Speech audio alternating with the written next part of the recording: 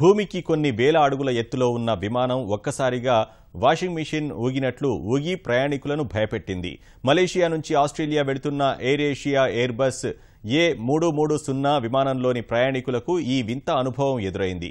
విమానంలో తలెత్తిన సాంకేతిక లోపం కారణంగా గాల్లో చక్కర్లు కొడుతూ ఒక్కసారిగా కుదుపులకు లోనైంది. వెంటనే అప్రమత్తమైన విమాన సిబ్బంది విమానాన్ని దారి మళ్లించి పెర్త్ విమానాశ్రయంలో అత్యవసరంగా ల్యాండ్ చేశారు. విమానం ఇంజిన్లో లోపాన్ని గ్రహించిన పైలట్ వెంటనే దించేశారు. ప్రయాణికులంతా క్షేమంగానే ఉన్నారు. ఎవరికీ ఎటువంటి ప్రమాదం జరగలేదని వెల్లడించారు.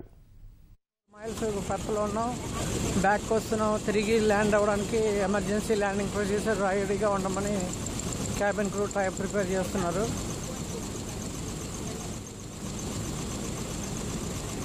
Hopefully we will land and see you all back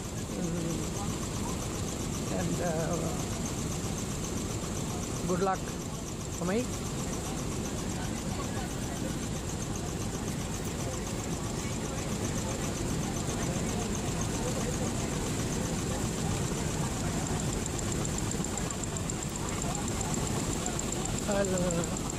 I love you all.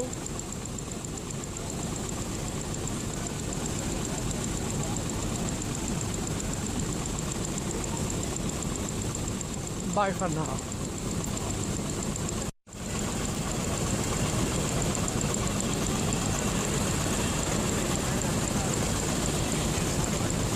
Flight la shake అయిపోతుంది.